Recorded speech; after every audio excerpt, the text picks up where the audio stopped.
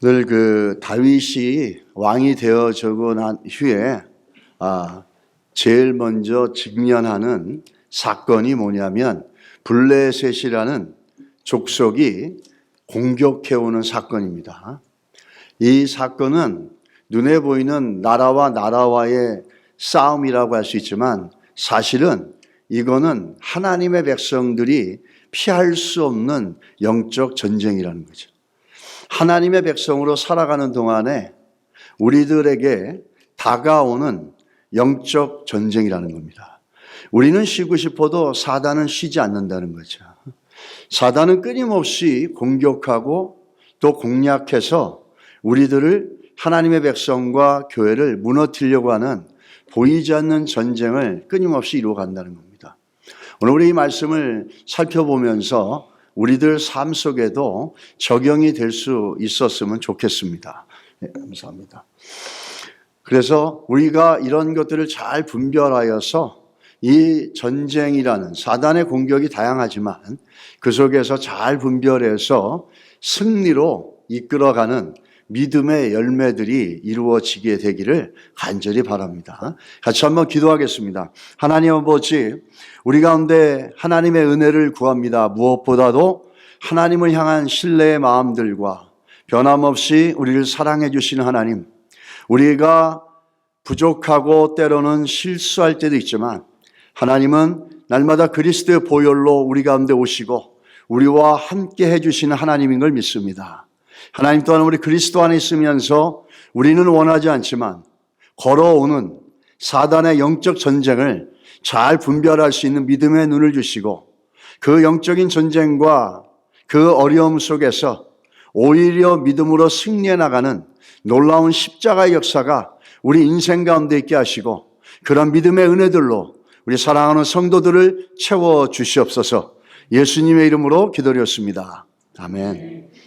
우리가 오늘 이 말씀을 좀 보면서 한 가지 중요한 사건이 또 하나 있는데 비슷한 사건이죠. 그게 뭐냐면 다니엘서에 나오는 얘기입니다. 다니엘서 10장에 보게 되면은 다니엘이 이제 20일 기도하는 배경이 나옵니다. 20일 배경을 기도하는데 그 내용에서 지금 보여지는 것처럼 다니엘은 나라가 바뀌는데 사실 정권이 바뀔 때마다 자기 위치를 유지한다는 건 쉽지 않지 않습니까? 5공화국, 6공화국 뭐 이렇게 바뀔 때마다 그 자리를 잘 이어가는 건 쉬운 문제가 아닙니다. 그런데 나라가 바뀌는 거예요. 이게 바벨론이었던 나라가 무너지고 메대와 바사 나라가 생기면서 나라가 바뀌어지는데도 다니엘은 굉장히 비중 있는 자리를 놓치지 않고 있다는 겁니다. 결국은 그 다니엘이 그런 위치를 그 환경과 상황이 바뀌어도 변함없이 그 자리를 지킬 수 있게 하신 것은 하나님의 은혜였고 또 변함없이 하나님을 신뢰해 나가는 다니엘의 모습이 그 것들을 열매로 만들어냈다는 겁니다. 이 바사왕 고레스 3년에 다니엘에게 어떤 일이 있었냐면 미래에 일어날 일들을 하나님이 보여주신 거예요.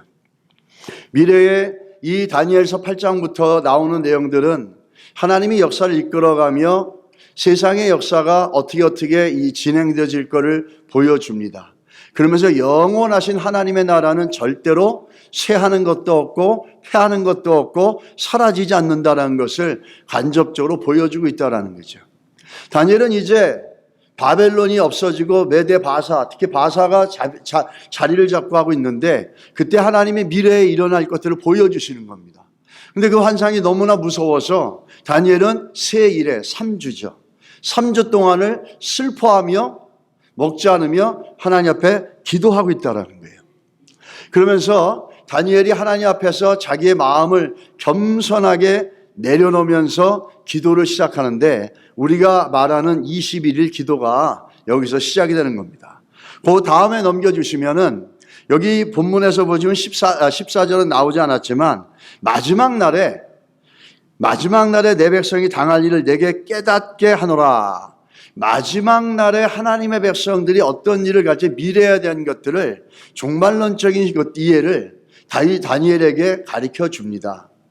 근데 그거 이전에 다니엘이 기도를 하는데 하나님의 은혜를 구하면서 계속해서 구합니다. 12절에 보면 그가 내게 이르되 다니엘아 두려워하지 말라. 내가 깨달으려 하여 내 하나님 앞에 스스로 겸비하기로 결단하는 첫날부터 내 말이 응답받았으므로, 이렇게 얘기합니다. 무슨 얘기죠? 네가 기도하려고, 더 기도하고 더 알아보려고 겸손하게 하나님 앞에서 겸허하게 마음을 놓고 기도하는 그 첫날에 너의 기도는 응답되어졌다라는 겁니다. 여러분 혹시 기도하면서도 이 기도가 응답될 거라고 생각 안 하시는 분들 있으시면 오늘 하나님 은혜를 주셔서 여러분의 믿음 안에 변화가 있기를 축복합니다. 기도는 하나님이 들으시고 하나님이 응답하시는 거예요. 기도는 강력한 무기고 또 가장 무서운 무기일 수가 있습니다.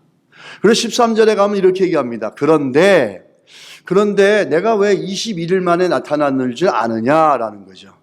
바사 왕국 군주, 바사 왕국의 왕들이 기도를 응답하려고 하는데 그것을 방해했다라는 거예요. 그러다 보니까 가장 높은 군주 중에 하나인 미가엘 천사가 와서 도와주어서 21일 만에 기도가 응답됐다는 겁니다. 기도가 응답되어지는데 첫날 하나님 들으셨다라는 거예요. 그런데 여기서 바사 왕국 군주, 바사 왕국 왕들은 누굴 얘기하냐면 사단을 얘기하는 겁니다. 마귀들을 얘기하는 거예요. 이 사단들이 방해했다라는 거예요. 그러면 아니 목사님, 저거는 지금 바사라는 지금 페르시아를 얘기하는 겁니다. 이란 쪽을 얘기하는데 그 왕들이라 그러는데 이 사람들이 어떻게 기도를 방해할 수가 있습니까? 여러분과 제가 오늘 기도하는데 이 나라의 이 도시의 메이어가 우리의 기도를 방해할 수 있겠습니까? 보이지 않는 기도를 하는데 어떻게 저 사람들이 우리의 기도를 방해합니까? 그게 아니라 이게 은유적으로 얘기하고 있는 겁니다. 어떤 건 얘기하죠? 참 이 사단은 똑똑합니다. 우리는 눈에 보이는 왕으로 보이지만 저 권력자와 권세자들 뒤에서 생각과 마음과 결정을 지배하고 있는 게 누구냐라는 거죠. 그게 바로 사단이라는 겁니다. 그 사단이 끊임없이 방해하고 그렇게 함으로 첫날 응답받은 걸 20일 동안 싸우느라고 이제와 왔다라는 겁니다. 그러면서 바사 왕을 갖다가 성경은 지금 뭐라고 하냐면 사단의 모습으로 얘기해주고 있다는 거죠. 사단으로 얘기하고 있다는 거예요. 사단은 여러분 만약에 우리가 오늘 이 내용을 통해서 볼 때 두 가지를 보는데 첫째는 하나님은 우리의 기도를 기뻐 들으신다는 거예요. 그냥 들으시는 게 아니라 기뻐 들으신다는 거예요. 여러분 중에 만약에 기도를 하면서도 이 기도가 응답될지 하나님이 들으실지 이런 것에 대해서 신뢰와 확신이 없다면 오늘 다시 한번 하나님 은혜를 주셔서 우리의 기도를 들으시는 하나님을 여러분 고백하시기를 주의로 축복합니다. 이 두 번째는 뭐냐면 눈에 보이지 않는 마귀의 세력들이 눈에 보이는 왕 같은 권력자와 권세자들을 이용해서 하나님의 나라와 하나님의 사람들을 방해하고 무너뜨리고 깨트리려고 한다는 거예요. 그러니까 여기에는 영적인 분별력이 있어야 되겠죠. 만약에 사단의 존재가 이 마귀의 존재들이 우리 예전에 전설의 고향 많이 보지 않았습니까? 이불 속에 들어가서 안 볼 것 같으면서 이렇게 쓰면서도 이렇게 보면서 무서워서 막 이랬던 기억이 나는데 전설의 고향처럼 하얀 소복을 입고 긴 머리를 풀고 피를 줄줄 흘리며 나타나면 그건 쉬워요. 그건 너무 쉬워요. 나사렛 예수 이름으로 꾸짖으면 됩니다. 그런데 사단은요 굉장히 영리합니다. 그렇게 잘 드러내지 않아요. 그러니까 이 권세 있고 권력 있는 왕들을 갖다 이용해가지고 자기의 뜻을 이루어간다는 거죠. 결국은 이 싸움이 이 눈에 보이는 싸움이 같지만 결국은 영적 전쟁이었다라는 겁니다. 우리는 이런 영적 전쟁들 또 믿음의 싸움들이 우리들 삶 가운데 곳곳에서 있고 예수를 믿는 동안에 하나님의 자녀로 살아가는 동안에 우리는 싸우고 싶지 않고 문제가 없길 바라고 블레셋 군대가 침략하지 않길 바라고 바사 왕들이 방해하지 않길 바라지만 사단은 쉬지 않습니다. 하나님이 신실하게 우리를 붙잡아 주는 것처럼 사단도 신실하게 자기의 일을 합니다. 변함없이 성실하게 한다는 거죠. 그래서 우리가 조금 여유 있고 우리가 좀 이렇게 한가지고 우리가 조금 이렇게 느슨해질 때 사단은 기가 막히게 알고 공격해 온다는 거죠. 우리 이와 반대로 사단이 지배하는 세상들은 이렇게 어렵고 힘들게 모든 걸 방해합니다. 그런데 하나님이 다스리고 지배하는 그 곳은 어떻게 되는지, 이 과테말라에 알모롱가라는 도시가 있습니다. 이 알모롱가 도시에는 예전에 술집이 36개가 있었어요. 아주 작은 마을이에요. 근데 지금은 그 모든 것들이 없어지고 술집이 3개 정도 남았답니다. 이곳은 아주 그 우상숭배가 심했는데 그 우상숭배 미신의 이름은 마시봉이라는 신입니다. 이 마시봉은 죽음의 신이다 이런 뜻입니다. 그래서 우상이 굉장히 심한데 이 마시봉이라는 의미는 무슨 의미냐면 묶여진다, 묶는다 이런 뜻이 있답니다. 이 조그만 산촌 마을에 원주민들이 완전히 우상에 묶여서 살아가고 있는 거예요. 그래서 어느 정도냐면 이 알모롱가에는 물이 잘 나오지 않고 땅이 척박하고 농사가 잘 되지 않았습니다. 그래서 한 달 동안 나오는 농산물이 그 마을에서 기껏해야 5트럭이었다는 거예요. 그 정도밖에 되지 않으니까 얼마나 힘들겠어요. 그 반대로 술집, 유흥업소 이런 것들은 많고 알코올 중독자들은 아주 인산일에 이루고 있다는 거죠. 이렇게 그럼으로 인해서 깨어진 가정, 탈선된 청소년들, 폭력, 술, 성적 범죄, 도박이 이 도시 안에 난무했다는 겁니다. 이 조그만 마을에 교도소가 4개나 있었다는 겁니다. 범죄율이 굉장히 높았다는 거죠. 그런데 지금의 이 과테말라의 알모롱가는 이름이 바뀌었어요. 어떤 이름으로 다시 바뀌었는지 교회의 도시다라는 이름으로 바뀌었어요. 이 죽음의 신 마시목이 지배했던 이 도시가 지금은 하나님을 예배하고 하나님을 향해서 오픈되어 있고 열려져 있는 교회의 도시로 바뀌었다라는 거예요. 음주가 줄어들고 술집이 줄어드니까 당연히 뭐가 떨어지겠습니까? 범죄율이 떨어지는 거예요. 그런데 이렇게 되어진 데는 이 지역에 마리아노 목사라는 분이 있었습니다. 이 목사님은 기도하면서 자기의 고향이 이렇게 되어지는 것이 너무 가슴 아파서 하루 일주일에 3일 4일 금식을 하면서 이 마을을 위해서 중보하며 기도하기 시작했다는 거예요. 그러면서 그 안에서 변화가 일어나니까 그것을 보고 있던 깡패들이, 갱스터들이 와가지고 그 마리아노 목사님을 죽이려고 총을 입에다 대고 쐈는데 총알이 나가지가 않은 거예요. 불발이 된 거예요. 덜거럭덜거럭하고 나가지가 않네요. 근데 다른 데 쏘면 총이 나가는 거예요. 그 모습에 이 갱들은 놀란 거죠. 무당들은 하나님의 역사 앞에 놀라서 그 마을을 떠나기 시작합니다. 도망가기 시작하는 거죠. 불치의 병 걸렸던 사람들이 이 기도와 하나님 앞에 나오면서 예수의 이름으로 치료를 받기 시작하는 겁니다. 그러면서 이 죽음의 신에게 묶여 있었던 도시가 점점 풀려지기 시작하는 거예요. 그냥 분위기만 풀린 게 아니었어요. 병전자들이 치료되는 것뿐만 끝나는 건 아니었습니다. 이 땅은 척박해가지고 아무리 농사를 지어도 그 농산물이 한 달에 기껏해야 5트럭밖에 나오지 않았던 도시였습니다. 그런데 엄청난 역사가 있었어요. 그렇게 우상이 떠나가고 하나님이 지배하고 기도 소리가 울려지고 교회가 막 다시 회복이 되고 예배를 뜨겁게 드리고 막 이런 것들이 일어나니까 이 도시의 분위기가 바뀌고 범죄율도 바뀌고 병든 자들이 치료되어지고 그 깡패였던 사람들이 변화되어져서 하나님의 자녀가 되어지고 이것뿐만 아니었어요. 뭐가 있었습니까? 토지가 바뀌기 시작하는 거예요. 토지가. 예전엔 척박해가지고 한 달에 5트럭 정도 나올 수밖에 없는 물도 없고 척박한 땅이었는데 농작물들이 갑자기 2-3배 커지는 겁니다. 그 땅이 비옥해져 가면서 이런 영적인 부흥이 일어나고 마시목이란 죽음의 신이 떠나가면서 하나님을 예배하는 소리들이 커지기 시작하니까 땅이 바뀌는 겁니다. 땅이. 그러면서 수확이 얼마나 바뀌었는지 아십니까? 1000배 이상이 늘은 거예요. 1000배 이상이 늘고 땅이 바뀌면서 이 도시는 죽음의 신이 짓고 있는 마시몽의 도시였는데 지금은 교회의 도시로 바뀌었다는 겁니다. 여러분, 우리가 하나님을 신뢰하고 하나님을 경험하고 하나님을 바라보고 믿음으로 살아가려고 하는 것이 얼마나 값진 것인지를 너무너무 잘 보여주고 있다는 거죠.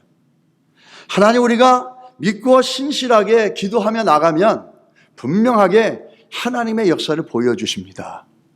반대로 사단도 하나님 우리 향해서 신실하게 일하는 것처럼 사단도 우리를 무너뜨리려고 신실하게 일한다는 겁니다.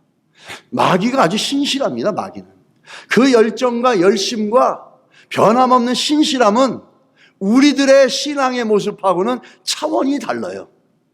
자기가 해야 될 일 뭐죠? 죽이고 무너뜨리고 멸망시키는 것이 마귀들이 하는 일이에요. 분열과 분쟁을 일으켜내는 게 마귀들이 하는 일이에요. 그 일을 하는데 마귀들은 너무너무 열심히 합니다. 너무너무 신실하게 해요. 쉬지 않고 합니다. 아주 성실하게 해요. 여러분과 제가 느슨해지고 나태해졌으면 그 찰나를 절대 놓치지 않고 찾아 들어와서 우리들에게 불신을 심고 분열을 심고 분쟁을 심어가는 그런 역사들이 이 마귀들에겐 탁월하다는 겁니다. 이 마귀들은 하나님의 나라가 일어나는 걸 원하지 않아요. 교회가 일어나는 걸 원하지 않아요. 성도가 변화되는 걸 원하지 않아요. 아까 우리가 다니엘서에 봤지만 바사 왕이라고 얘기하지 않습니까? 근데 바사 왕이 아니라 그 바사 왕을 지배하고 있는 게 뭐였죠? 마귀들이었잖아요. 그런 것처럼 오늘 블레셋이라는 나라가 다윗이 하나님으로부터 기름 부음 받아서 이제 왕으로 되었다라는 소문을 듣자 달려 나옵니다. 왜 그러겠습니까? 이 블레셋이라는 나라는 이스라엘 하나님의 나라가, 하나님의 백성이 다윗의 통일 왕국이 올바르게 서나가고 견고하게 서나가는 걸 원하지 않아요. 블레셋은 자기들의 선택이라고 생각하지만 블레셋이라는 존재, 하나님의 나라, 하나님의 교회, 하나님 백성들을 쓰러뜨리려고 나가는 이 블레셋이라는 존재는 뭐에 컨트롤 당하고 있습니까? 어둠의 영들에게. 그러니까 하나님의 나라가 잘 되는 걸 원하지 않는 거죠. 하나님의 교회가 잘 되는 걸 원하지 않죠. 하나님의 백성이 올바르게 되어져 가는 걸 사단은 원하지 않습니다. 우리는 이 영적 전쟁에 눈이 열려야 됩니다. 안 그러면 문제가 오고 어려움이 생기면 누구 탓하고 절망하고 쓰러질 수밖에 없어요. 왜 우리에게 믿음을 주셨습니까? 이러한 문제들 속에 잘 분별하여서 믿음으로 오히려 승리를 이끌어내라고 주께서 주신 은혜와 복이 바로 믿음입니다. 이 블레셋은 어떤 의도로 왔냐라는 거죠. 우리가 7절을 보게 되면 이렇게 얘기합니다. 이스라엘이 다윗에게 기름을 부어 이스라엘 왕으로 삼았다 함을 블레셋 사람들이 듣고 블레셋 사람들이 다윗을 찾으러 다 올라오매. 이 블레셋 사람들이 지금 다윗이 기름 부음을 받고 통일 왕국이 되었다라는 것에 놀란 거예요. 그래서 어떻게 합니까? 다라는 말을 쓰죠. 다. Everything they had. 모든 걸 다 갖고 나와서 누구를 공격해 옵니까? 다윗을 찾으러 다 올라오면 잡으려고 공격하려고 온 겁니다. 다윗이 왕이 된 걸 보고 이 블레셋 사람들은 굉장히 심각한 문제를 느끼고 있는 거예요. 이 블레셋 군대가 전에는 다윗을 죽이려고 하지 않았었습니다. 근데 이제 다윗이 통일, 그 유나이티드 된 이스라엘의 왕이 됐다 싶으니까 그를 죽이려고 자기들이 가지고 있는 모든 전력을 다 갖고 나와서 다윗을 공격하고 있는 거죠. 왜 그럴까요? 이들의 정치적인 계산에 오판이 있었어요. 미스 칼큘레이션이 있었어요. 자기들이 생각할 때, 블레셋 사람들이 생각할 때 다윗이 이스라엘 왕이 되기 전에 그를 죽일 수 있었지 않습니까? 자기들한테 와서 살려달라고 구걸하고 살 수 있는 장소를 달라 그러고 목숨을 구걸했던 다윗이었어요. 이 블레셋 사람들이 볼 때 우스운 존재였거든요. 거기다 또 사울에게 쫓겨서 도망자로 정말 들과 산을 짐승처럼 쫓겨다녔지 않습니까? 그랬던 다윗이 이스라엘의 왕이 될 수 있다라고 블레셋 사람들은 생각할 수 없었던 거죠. 자기들이 볼 때 우스웠던 존재거든요. 근데 지금 통일 왕국, 그것도 한 나라가 아니라 이스라엘 전체를 다스리는 통일 왕국이 된다는, 그곳에 왕이 된다는 거예요. 그러니까 블레셋이 놀란 겁니다. 이거 가만두면 가만두면 안 되겠다.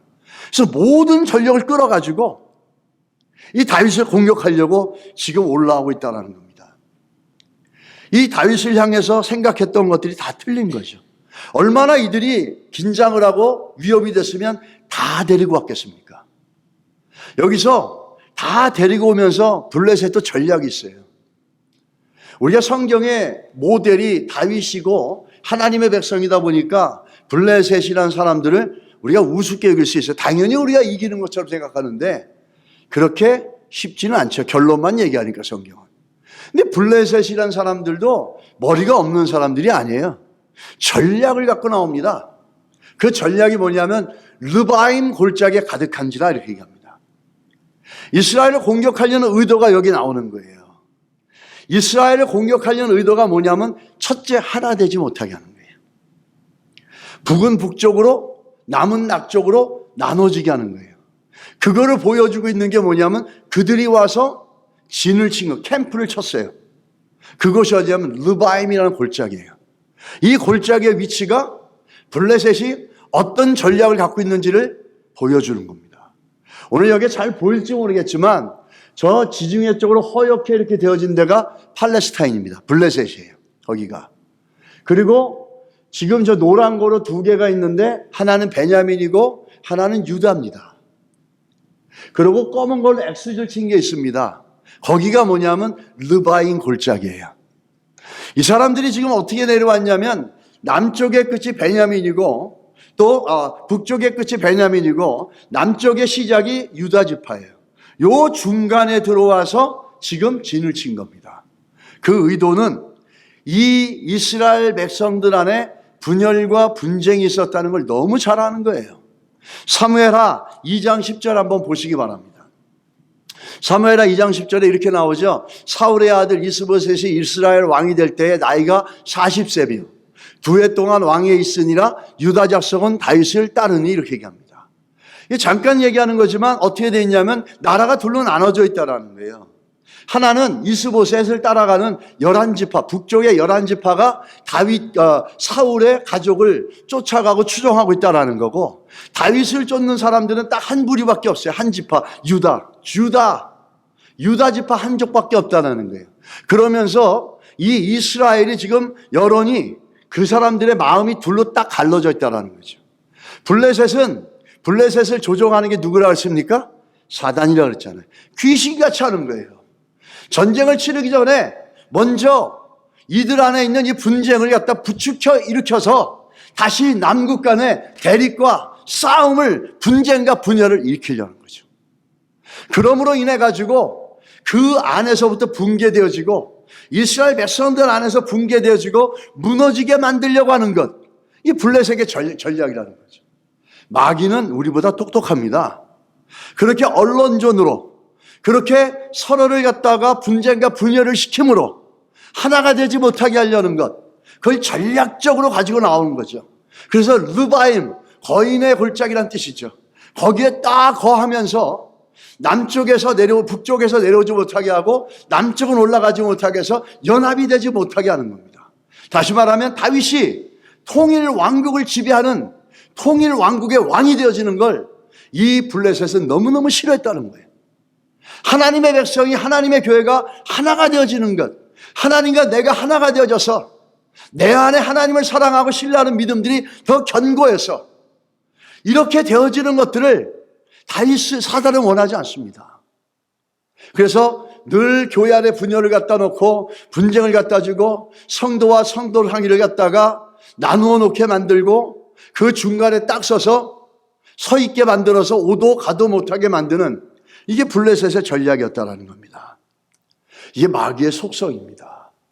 우리 갈라디아서 5장 20절 한번 말씀 같이 보겠습니다.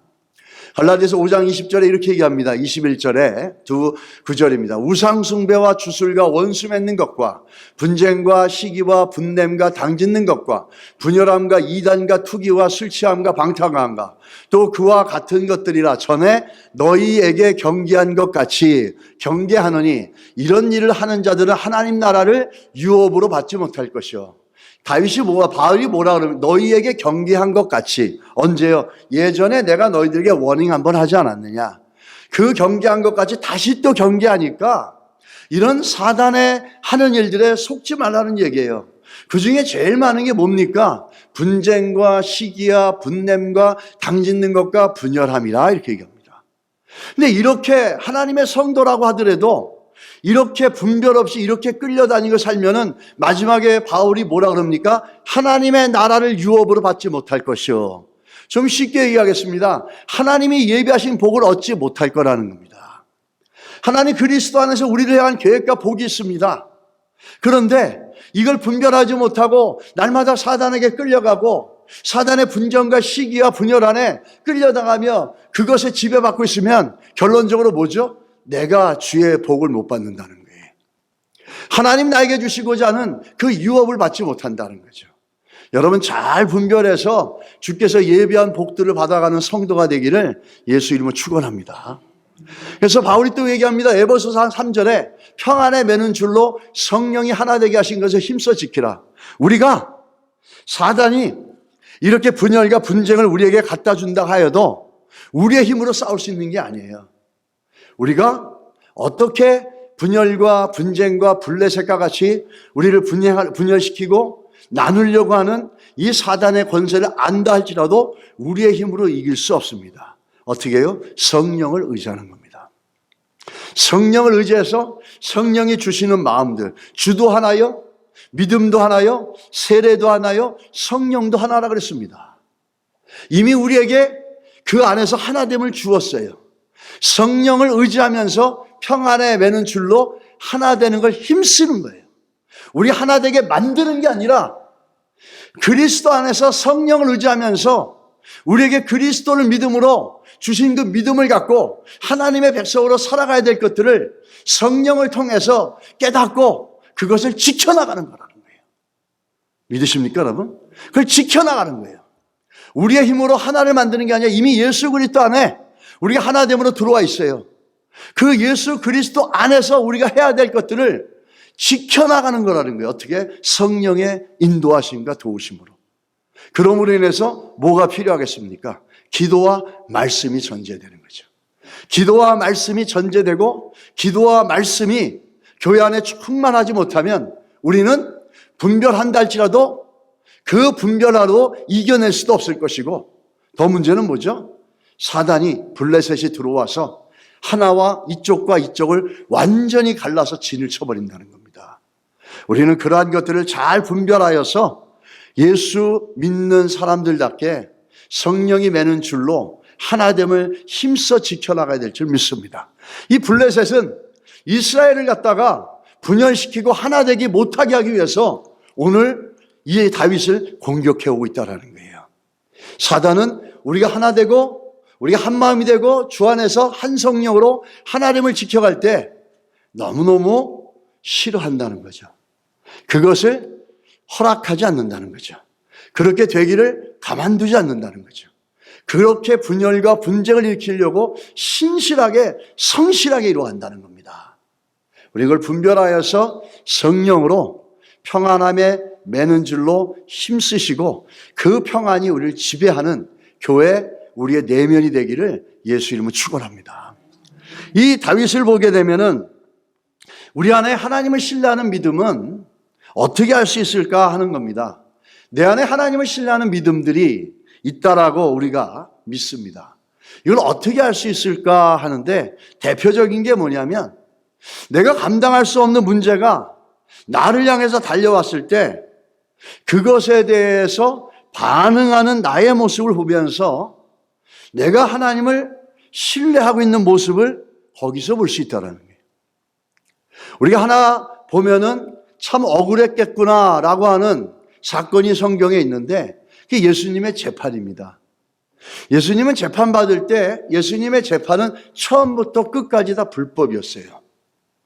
불법으로 부당하게 재판을 받고 또 적법한 사람들이 아닌 사람들에 의해 가지고 판단을 받게 되어집니다.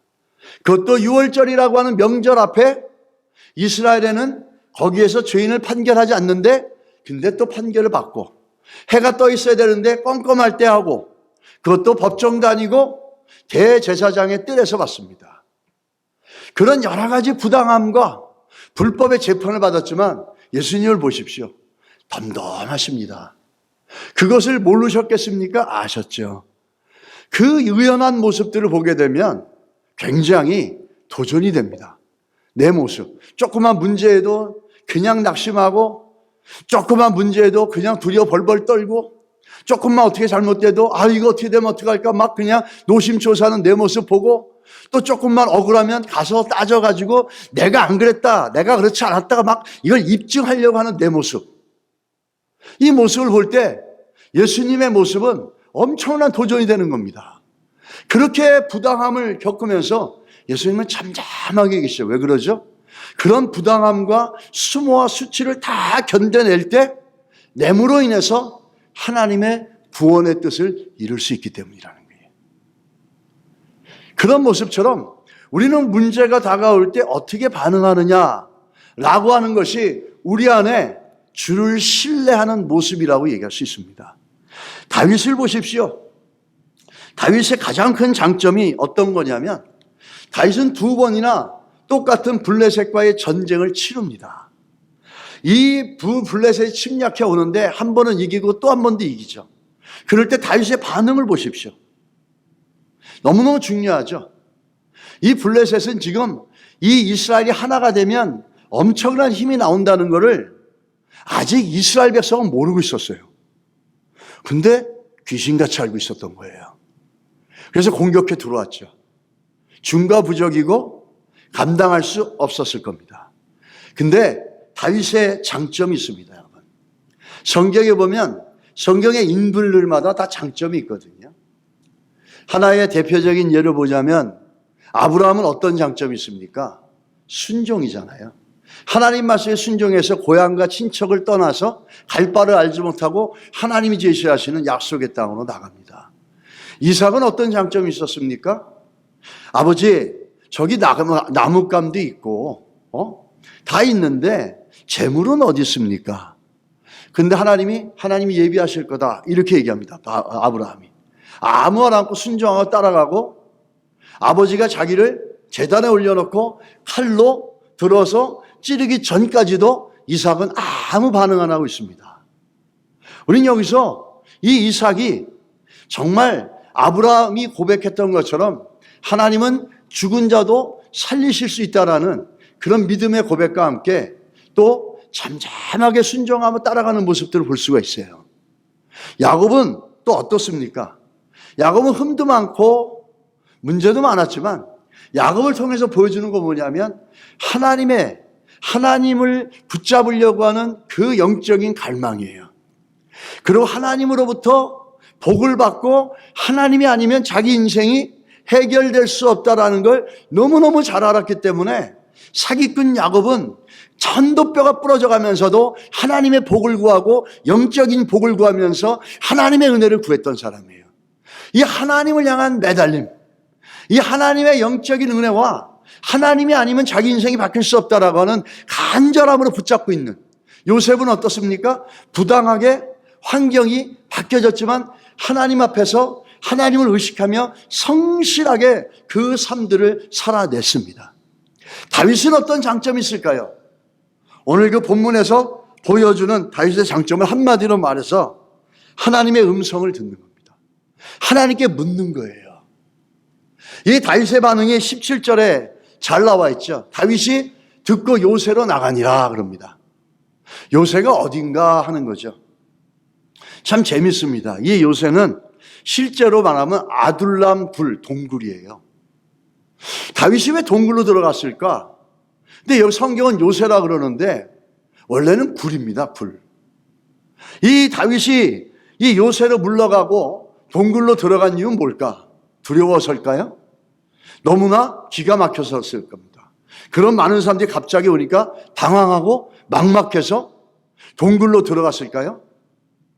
그 이유는 어떻게든 괜찮습니다. 근데 한 가지 생각해 보세요.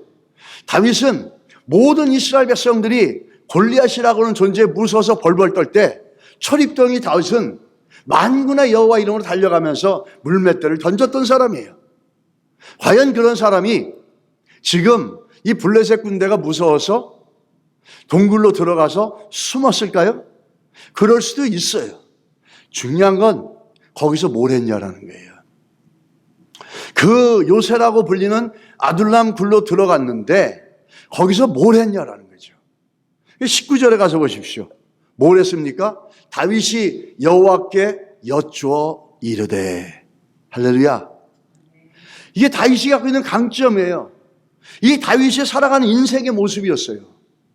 그 여러 가지 많은 풍랑 속에서도 엎치락 뒤치락 하면서도 다윗이라는 인생이 그 삶을 살아갈 수 있는 가장 중요한 힘이었고 방법이 뭐였냐면 하나님께 묻는 거였어요. 할렐루야. 하나님께 묻는 겁니다. 하나님께 물었고 하나님의 음성을 들었고 그렇게 순종해 갔다라는 거죠. 우리는 이 다윗을 보면서 이 다윗이 살아가는 인생, 어떤 사람들은 아니 블레셋이라고 하는 엄청난 문제를 만났는데 동굴로 들어가서 하나님께 묻는다고 됩니까? 그건 너무 광신적이지 않습니까? 근데 그런 사람한테 물어보면 하나님 살아계신 걸 믿습니까? 그러면 예 믿습니다 그래요. 예 믿습니다 그러는데 블레셋이 쳐들어왔는데 그 물러가가지고 하나님 앞에 묻는 신앙을 보면 저 신앙은 상식이 없고 광신적이다라고 얘기하는 사람들이 있어요.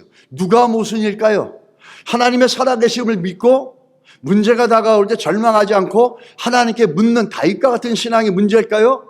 하나님의 살아계심을 믿는다고 하면서도 문제가 오면은 벌벌 떨고 인간적인 방법을 찾아나가는 이 신앙이 무슨 있는 걸까요?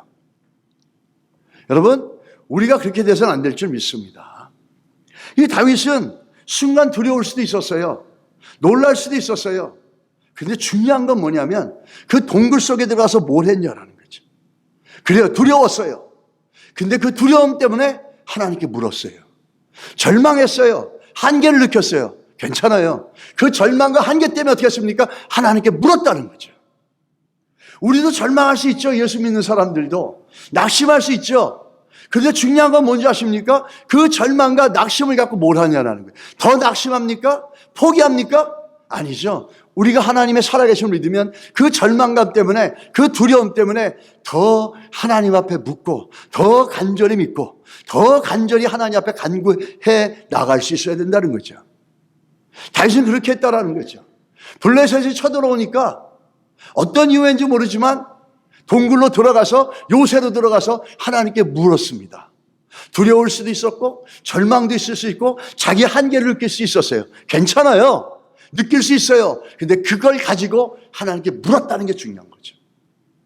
우리도 절망할 수 있어요. 낙심할 수 있어요. 근데 우리가 하나님의 살아계심을 믿는다면 그 절망감 때문에 그 낙심 때문에 나의 한계 때문에 더 간절하게 더 견고하게 하나님 앞에 물을 수 있어야 된다는 거죠. 절망감이 깊으면 깊은 만큼 더 하나님 앞에 간절하게 묻고 그의 음성을 듣고 그 음성을 따라서 순종해 나가려고 하는 이런 믿음의 바탕이 우리 안에 있어야 될 줄 믿습니다. 다윗은 그렇게 했다라는 거죠. 여러분 삶 가운데 만약에 블레셋과 같은 문제로 말미암아 지금 절망이 있고 어려움이 있으면 여러분 안에 아둘람 동굴, 성경은 요새라고 말씀하셨죠. 그곳에 잠잠하게 들어가서 하나님께 물어보시기 바랍니다. 그분께 물어보시기 바랍니다. 그리고 그분이 주시는 마음의 음성들을 마음속 깊은 곳에서부터 들려오는 음성을 분별하여 믿음으로 결정해 나가시기 바랍니다. 이 드골이라는 프랑스의 대통령이 있는데 제가 어렸을 때 위인전이라는 게 있었어요. 그 중에 읽었던 책 중에 하나가 있었는데 그 드골 대통령의 위인전이 굉장히 독일의 아데나우 수상, 그 다음에 이 프랑스의 드골 대통령의 위인전이 굉장히 감명 깊었어요. 근데 그분이 더 감명 깊게 만든 건 뭐냐면 케네디 대통령이 취임식 때 이 프랑스 드골 대통령이 취임을 축하하기 위해서 연설하셨습니다. 그 내용은 이럽니다. 케네디 대통령, 당신은 세계에서 가장 큰 권세를 쥐고 있습니다. 당신의 손에 있는 권세로 세계의 역사가 운명이 좌우됩니다. 당신은 노련한 전문가인 수많은 보좌관을 데리고 있습니다. 만일 문제가 생기면 그 많은 보좌관들이 제각기 자신의 전문적인 지식을 바탕으로 당신에게 조언을 할 것이고, 이 사람 저 사람의 말에 귀를 기울이다 보면 쉽게 결정을 내릴 수 없게 됩니다. 당신은 당신을 보좌하고 있는 사람들의 말을 모두 경청해야 됩니다. 그러나 판단을 내려야 할 때는 아무도 없는 곳에서 혼자 하나님 앞에 묵상하고 가슴 깊은 곳에서 울려나오는 하나님의 음성을 들어야 합니다. 한 나라의 지도자가 이렇게 얘기하는, 너무 멋있는 분인 것 같아요. 그 위인전을 읽으면서도 많은 사건들이 있었지만, 나이가 들어가면서 드골 대통령의 이런 멋진 취임사는 목회자인 저에게 감동의 감격입니다. 이 말은 이런 거죠. 당신이 대통령이라 할지라도 진짜 대통령이 누군지 아십니까? 라는 거죠. 내가 왕이라 할지라도 진짜 왕이 누군지 아십니까? 라는 겁니다. 내가 프랑스의 대통령이라도 내가 프랑스의 대통령이 아니라 프랑스의 대통령 누구죠? 하나님이시라는 거죠.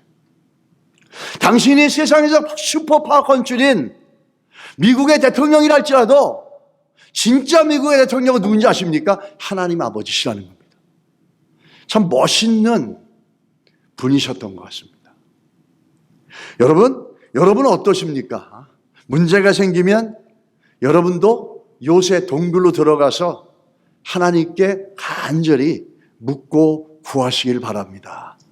다윗은 그 능력으로 그 모든 삶들을 헤쳐나갔고, 시편의 구절구절이 다 하나님 앞에 그렇게 묻고 구하는 흔적들로 가득 차 있습니다. 이 다윗이 이렇게 하나님께 묻는 이유가 있어요. 이 하나님께 묻는 이유 뭘까요? 19절에 보면 이렇게 얘기합니다. 하나님, 제가 올라가니까 Shall I go up and attack? 그러고 하나님, 내 손에 넘기시겠습니까? Hand them over to my hand. 나의 손에 넘기겠습니까? 이렇게 물어보는 거예요.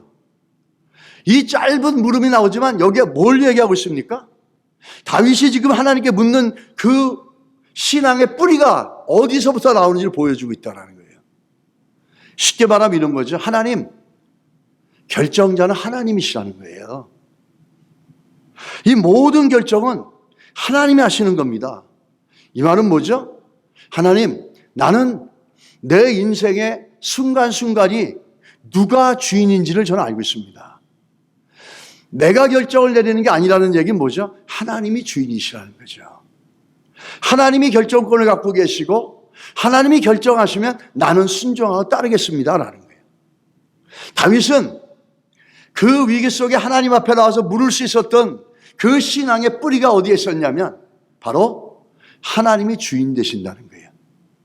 그래서 그 하나님 앞에 묻고 그 하나님의 결정을 따라서 모든 걸 맡겨나가는 겁니다. 우리가 하나님 앞에 묻지 못하는, 하나님 앞에 시간을 내서 불 속으로 들어가고 요새로 들어가서 하나님 앞에 물으려고 하지 못하는 그런 신앙의 밑둥에는 아직도 내가 내 인생의 주인이라는 생각이 깔려 있을 수 있다는 거죠. 하나님이 주인 되시니까 다윗이 어떻게 하죠? Shall I go up? 제가 올라갈까요, 하나님? 뭐죠? 하나님이 결정하십시오. 하나님, 내가 올라가서 공격하면 저들을 내 손에 붙이시겠습니까? 승리는 하나님께로 나오는 거예요. 내가 가진 전력이 아닙니다. 내가 가진 군사력이 아닙니다. 내가 가진 지략이 아닙니다. 하나님이 결정하시는 겁니다. 모든 주권을, 모든 결정권을 하나님께 맡기는 겁니다. 하나님이 주인 되신다는 고백이에요. 하나님의 주권이라는 거죠. 하나님이 주인 되시는 걸 믿지 못하면 우리는 묻지 못합니다. 물어보는 신앙이 왜 중요한지 아십니까? 하나님이 주인 되신다는 신앙의 뿌리가 있기 때문이에요. 그래서 내가 뭘 결정하기 전에 그분의 결정을 듣고 순종하는 겁니다. 여러분은 어떠십니까? 우리 신앙의 뿌리는 어떤가요? 아직도 내가 주인이라고 생각하세요? 내 자녀, 내 거라고 생각하십니까? 내 가정, 이 모든 것, 내가 이룬 업적, 시간, 물질, 이 모든 게 내 거라고 생각하십니까? 우리가 그렇다면 우리는 묻지 않을 겁니다. 내 생각대로, 내 경험대로 살아갈 거예요. 다윗은 그러지 않았어요. 심지어 승리하는 경험을 했어요. 두 번째 전쟁이 일어납니다. 블레셋은 포기하지 않아요. 또 올라와요. 이럴 때 다윗이 어떻게 하죠? 한 번 전쟁에 이겼잖아요. 똑같은 전쟁이에요. 똑같은 대상이에요. 똑같은 장소예요. 그러면 내가 옛날에 이겼으니까 이거 내가 이길 수 있겠지. 이렇게 자만하거나 마음이 나태해져 있어야 되는데 다윗은 그러지 않았어요. 똑같은 전쟁이고 똑같은 사랑이 어떻게 합니까? 또 묻습니다, 하나님께. 이게 제 개인적으로 너무너무 감동이 돼요. 야, 정말 이게 너무 아름답다. 아까 드골 대통령이 이렇다는 것처럼 다윗을 좋아할 수밖에 없는 모습이 바로 여기 있다. 또 얻는 겁니다. 아까 싸워서 이겼어요. 그러면 그렇게 하면 되겠지 할 수 있지 않습니까? 경험을 의지하는데. 근데 다윗은 경험 의지 않았어요. 어떻게 하죠? 또 묻습니다. 한 번도 경험 안 해본 것처럼 또 묻는 거예요. 그러자 하나님은 전혀 다른 얘기를 하죠. 근데 한 몇 번 이겼다가 나태해서 엄청 깨진 사람들이 있죠. 그게 뭐냐면 여호수아에 나오는 아이성 전투입니다. 아이성 전투의 대표적인 문제는 아간의 죄였죠. 근데 아간의 죄 이전에 그들의 나태함을 보여주는 게 있어요. 여호와서 7장 3절에 보면 이렇게 얘기합니다. 여호수아에게로 돌아와 그에게 이르되 백성을 다 올라가게 하지 말고 2-3천 명만 올라가서 아이를 치게 하소서. 그들은 소수이니 모든 백성을 그리로 보내어 수고롭게 하지 마소서 하므로. 무슨 얘기입니까? 여태까지 우리가 계속 승리했지 않습니까? 저 아이성 몇 명 안 되는데 뭐하러 다 보내요? 최선을 다할 필요 없습니다. 뭐하러 힘들게 하세요? 2-3천 명 보내도 거뜬히 이깁니다. 착각하고 있는 거죠. 그 승리가 자기들의 능력으로부터 나온 줄 압니다. 그러다 보니까 아이성 조그맣다고 우습게 봤는데 어떻게 하죠? 대패를 하지 않습니까? 아간의 죄도 문제였지만 연이어지는 승리가 자기들이 이룬 것처럼 하나님 앞에 최선을 다하지도 못하고 묻지도 않는 이 여호수아와 이스라엘 백성들의 아이성 전쟁은 연이어지는 승리에서 보여주는 그 나태함과 게으른 영적인 모습을 보여주고 있다는 거예요. 여러분, 연이어지는 실패에도 주눅 들면 안 되겠지만 연이어지는 성공이 있다 할지라도 그것 때문에 이렇게 여호수아에서 나오는 아이성 전쟁에 참여하는 것처럼 우리 마음이 나태해져 있고 그렇게 교만해 있으면 안 될 줄 믿습니다. 연이어지는 전쟁이 있으면 더 긴장해야 되는 거죠. 내가 혹시라도 오만하고 이어지는 전쟁 때문에 내 경험을 의지해서 하나님 앞에다가 묻고 다윗처럼 다시 하나님 앞에 결정권을 드리고 하나님이 주인 되심을 인정하며 그분의 뜻을 따라가려고 하는 모습이 해이해지지 않을까라는 겁니다. 다윗은 그렇게 했다는 거죠. 그래서 다윗은 자기의 경험을 의지하지 않았어요. 나이가 들면서 저도 이제 나이가 들어가면서 생기는 습관이 하나 있어요. 그게 뭐냐? 과거에 내가 이랬었는데. 그러면서 그 과거에 했던 경험을 갖고 오늘에 비춰보는 겁니다. 그건 하나님 편에서 볼 때 뭐죠? 페일입니다. 낙제예요, 낙제. 다윗의 신앙에 비교해 볼 때 다윗은 저 대학교의 1% 안에 드는 영적인 우등생이라면 저의 그 모습은 거의 낙제생이죠. 여러분의 경험이 어떠한지 모르겠지만 다윗처럼 새롭게 아뢰시고 묻고 구해가시기를 예수님을 축원합니다.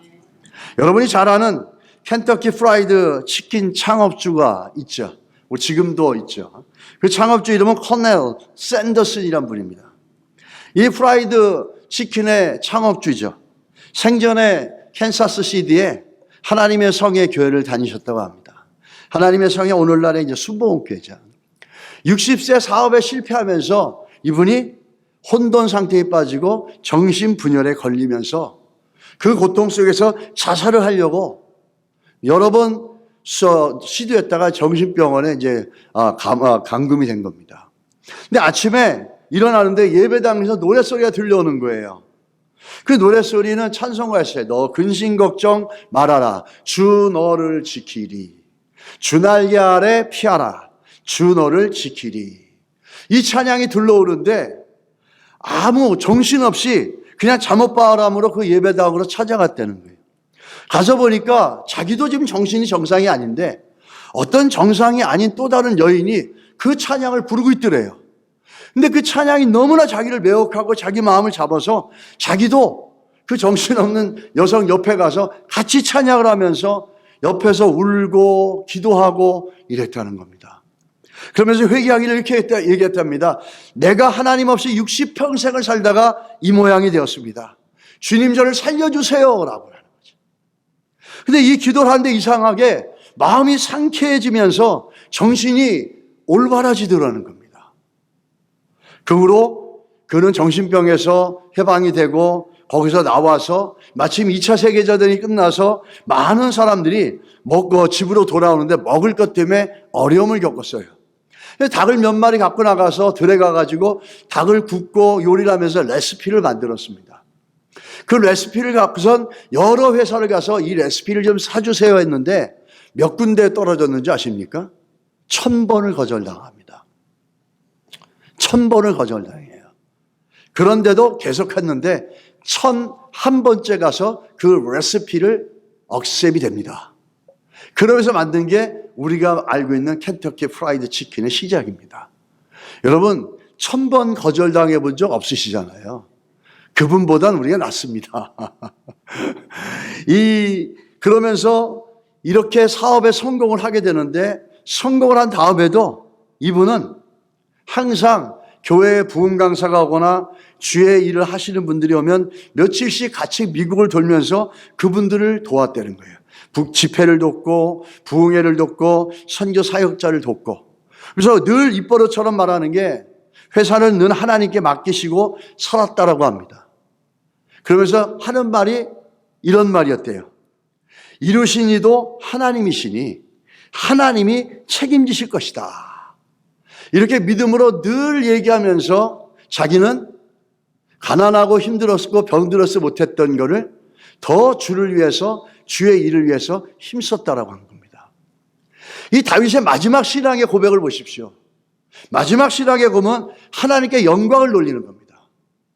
여호와께서 내 대적을 흩으셨다 이렇게 얘기합니다. 자기가 이겼다고 얘기하지 않아요. 내 지략 때문에, 내 전략 때문에, 내 군사력 때문에 아니요. 하나님께서 다 흩어버리셨다라는 거예요. 다윗의 신앙은 시작도 하나님께 물었지만 마지막도 모든 열매와 결과를 하나님께 올려드렸다는 거예요. 모든 영광을 하나님께 올려드렸다는 거죠. 그게 하나님이 우리를 통해서 받고 싶어하는 거예요.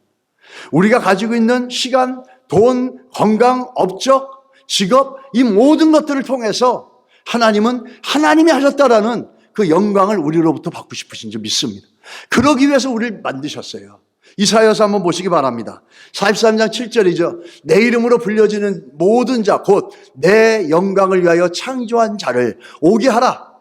그를 내가 지었고 그를 내가 만들었느니라. 뭐 때문에요? 영광 받으시려고. 고린도서 10장 31절에 그런즉 너희가 먹든지 마시든지 무엇을 하든지 다 하나님의 영광을 위하여 하라. 이런 건 아멘 하셔야죠. 아멘. 근데 반대로 자기의 영광을 취했던 사람들은 어떤 사람이 있습니까? 사도행전 12장 20절로 23절에 보면 헤롯이 나옵니다. 헤롯이 나를 택하여 왕복을 입고 단상에 앉아 백성에게 연설하니 백성들이 크게 부르되 이것은 신의 소리요 사람의 소리가 아니라 하거늘. 사람들이 막 칭찬하는 거죠. 그러자 헤롯이 영광을 하나님께로 돌리지 아니하므로 주의 사자가 고치니 벌레에게 먹혀 죽으니라. 하나님은 당신이 받아야 될 영광을 꼭 받으셔야 된다는 겁니다. 여러분 충분하게 하나님께 우리의 삶을 통해서 드려지는 영광이 여러분 삶 가운데 있으시기 바랍니다. 힘들어도 어려워도 죽게 먹고 모든 영광을 하나님께 올려드리는 이 다윗의 신앙이 우리의 것이 되어지게 되기를 주의 이름으로 간절히 축원합니다.